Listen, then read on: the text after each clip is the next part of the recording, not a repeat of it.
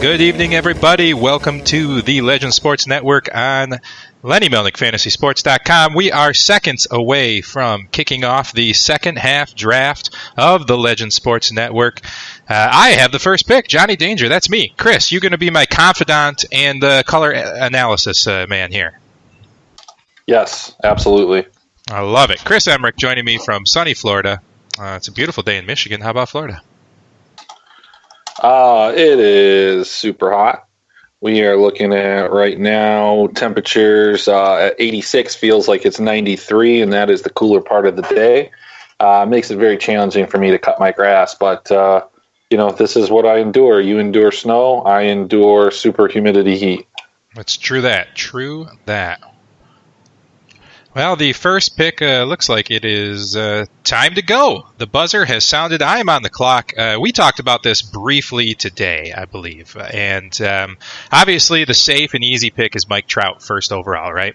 But we don't like safe and easy, do we? I think the consensus pick is Yelich. I haven't seen Trout go anywhere in any draft for post All-Star break that I've done. I haven't seen it anywhere. I think Yelich, I know your concern was that his back issue, but I think the back issue was just in relation to the home run derby. So I think Yelich is the consensus pick. Well, I've done it. I have drafted Christian Yelich, number one overall in the second half draft. I'm with you. I'm not entirely worried about his back injury, and we're just hoping that it works. Let's see. Has Andrea joined us? Nope, it's ringing. It's ringing her. So maybe she'll join us. Maybe she won't. We'll see what happens next. I will tell you from doing a couple drafts, there is one player that I think is being wildly overdrafted, and that would be Trevor Bauer. Now, that's just my thing. So Andrea had draft number 2. She has selected Max Scherzer. So this is a 5x5 weekly heads-up league. What do you think I of don't think, Max Scherzer number 2? I don't think that's a bad pick at all. I think in a lot of the drafts, the best ball drafts that I've been doing, I've been seeing Scherzer go number 3 almost every single time. And it makes a lot of sense. I think one of the things that you're seeing, and one of the things that I'm seeing in the best ball drafts, and that we'll talk about in a little bit here, is that the top tier pitchers are just few and far between, because so many of them have been just getting lit up, that Scherzer's kind of found his groove. And so I really like him at the top of the draft, whether it's best ball, roto, or heads up. Fantastic. Well, we had Andrea briefly, and then she disappeared on us. So I was going to ask her how she felt about that. But shortly after her, of course, Mike Trout dropping to number 3. I'm sure Shark Attack is very happy with a Mike Trout at 3. Ronald Acuna going after that. A little higher than projected, of course, but this channel is high on him. I am as well. I like that. What are your feelings of Acuna coming in there as the third outfielder taken? Well, I think Acuna's in the top 12 or top 10. I don't know how many teams are in this league. 15? We have 12. Okay, so 12 teams. If that's your guy, that's your guy. You got to take him. There are a couple guys that I might have taken ahead of him, but I don't have a problem. Again, I think that unlike how I would have attacked a typical draft at the beginning of the season, I think the post All-Star break, I want to attack pitching. Speaking of pitching, Chris, sorry to interrupt you. Andrea has joined us, who took Max Scherzer number 2 ahead of Mike Trout, Acuna, Trey Turner, Mookie Betts, and now Jose Ramirez has been drafted. Oh, Jose Ramirez? Yeah, shocker. I hated him all year. I still hate him. I hated him before the draft. I argued with Dr. Roto live on the air how much I hated him before the season started, and I think I'm winning that argument. Okay, so I don't think he's here in Meckard's defense. I think he's not in the draft room. All right, fair enough. Because that's a friggin' bad pick. Okay. Well, and how is he even ranked there for something? On draft for the best ball, I think he's going, well into the 10th, 11th, 12th, 13th, 14th round. And that's kind of where he should be going. So I think it's because of the way that, there's interesting dynamics in the mid-season league, because it depends on how you look at it. There's obviously a couple different ways to look at it in Fantrax to be able to view the actual draft room. And a lot of it, I think it's automatically, like by default, it goes by the ADP for the season. And so I think obviously that's why Jose Ramirez was up there. But I agree with you, Jonathan, that there is a good reason and valid reason to stay away from Jose Ramirez going into this season. And I mean, when it's pretty serious when you figure out that this guy can only hit fastballs. Right. Except for he's only been hitting, he hasn't been hitting fastballs. He's been hitting curveballs and breaking balls, and he hasn't been hitting much of anything, but what he has been hitting has not been fastballs. And so that's the concern that you have, is that it's I don't think it's an issue that he can't hit one type of pitch or another.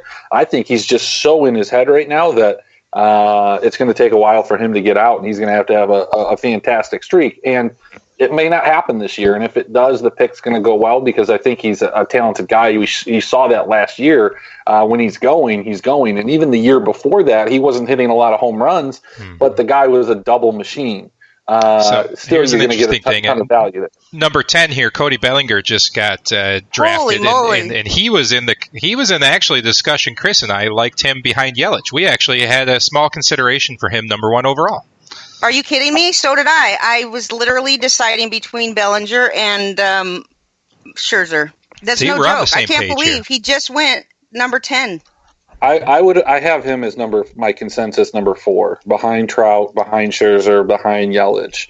I mean, I did two drafts today, and I ended up with, I mean, where I think there's a plethora of players, and it may not be applicable to your draft here, but in the infield. There's just a ton of guys, even really late, that you can get at infield positions that have outperformed what we probably thought they were going to do going into the season. Some of the rookies like Tatis, DJ LeMahieu's going like 40 or 50th overall. I think I picked him up in my 5th round of 12-team best ball drafts in both of them, 5'6" and 5'8". And this guy's been like a first or second round talent. Another guy that's been falling is Marcus Semien. Marcus Semien is putting up numbers that justify him as a top 5-round guy. I saw him go in the 17th round earlier today. Is it David Freese that's doing it too? Who else is a shortstop that's doing that crap? I think it's David Freese. Really scoring. He's got like, whoever it is that I'm thinking of has like 14 home runs, 8 stolen bases, on pace for 88 RBIs, like 84 runs. It's crazy, unheard of. Or Freddie Galvis is who it is. It's Freddie Galvis, you see? Well, then you also have, you have Trevor Story, you have Escobar that sometimes has shortstop eligibility. You have a variety of guys.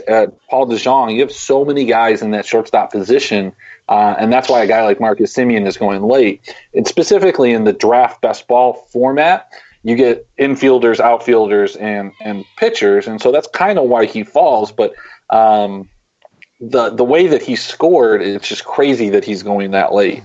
So we have the turn here. We had Section 8, which I believe is Cha-Cha, selected Francisco Lindor at the end of the first round and came back around with Aaron Judge to lead off the top of the second round. I'm not the biggest Judge fan. I think it's a little high. I mean, I know that's where his value is going to be, and that's where people are going to pick him. It's just not there Section for me. Section 8, dude, is a homer. He's a Yankees homer. That's all there is to it.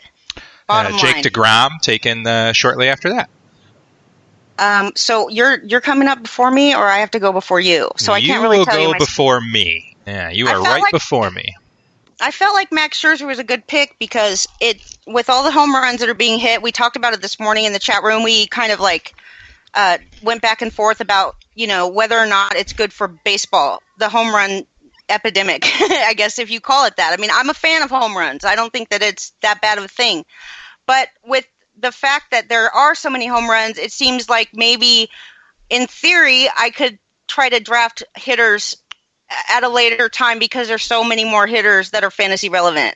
Mm-hmm. Yeah, like Renfroe, Familia Reyes.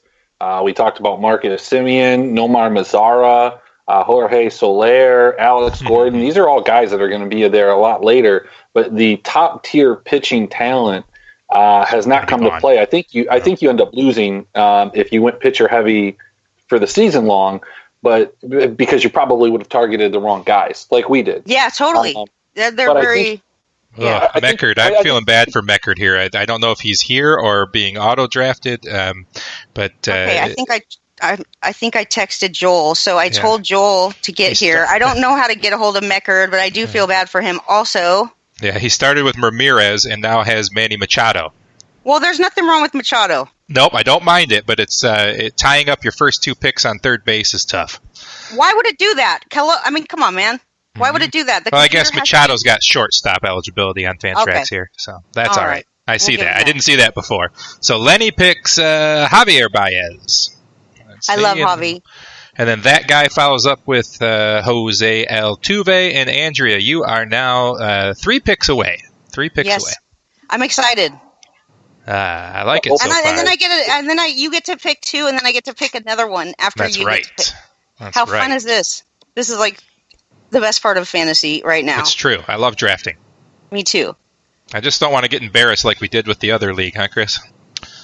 How did you get embarrassed? Well, we're in 12th place. That's why. It's not embarrassing. You went pitcher heavy, and that was our strategy, and it backfired this year. Last year it would have been a good strategy. I don't think we would have looked as bad, but this year, Max took a while to get off. We had to trade him, and we had to move into a different player. We punted 1 spot, and wait, you traded Max Scherzer? We did. Yeah, we did. Because there's your problem. That's your biggest problem. Well, no, we were strong in Ks, we were strong in pitching, and we needed stolen bases, so we got Alberto Mondesi, and I don't think that we lost anything from that. We've actually not moved in a position from where we're at. You do have 30 seconds in case you weren't looking. Oh, it's me? Okay, yes, I'm in. Shoot. Well, yeah. Okay. I just have to figure out how to work this thing, Yeah. Okay. There you go. I feel Granky. I like it. All right, Chris, we got 2 picks back-to-back. I feel like we got to pull off at least 1 pitcher here. Top guys on the slate are Chris Sale, Aaron Nola, Blake Snell. Those are Bauer, Syndergaard. Those are the top guys on the list right now. He doesn't like Bauer, so let's just get that out of the way. No, I like Snell out of those. I do like Nola, too. I like both of those guys. I don't even mind you going back-to-back with those guys. Right. Snell and I don't Nola. even mind you going with Sale, but I like Nola and I like Snell. I like Snell being one of those. So, all right. Well, I'm with you. We'll go back to back. So I took Snell, but now we have another minute to think about it. We got Aaron Nola or Chris Sale. We got to make our decision here. Chris Sale is there still? Oh yeah. Holy moly! I just don't. I don't mind either. I mean, I think they both had their warts so far this year. So, I mean, it's up to you. I like either of them. You have my blessing. I like it. I like your blessing. It's my favorite. I'm going to take Chris Sale because I think Andrea will take him if we leave him there. So that's my strategy. Uh-huh. All right, back to Andrea. Your turn. Okay. Well, I think that I'm going to take another pitcher. Because I figure if you're going to try something, you should try it. I knew it. Uh-huh.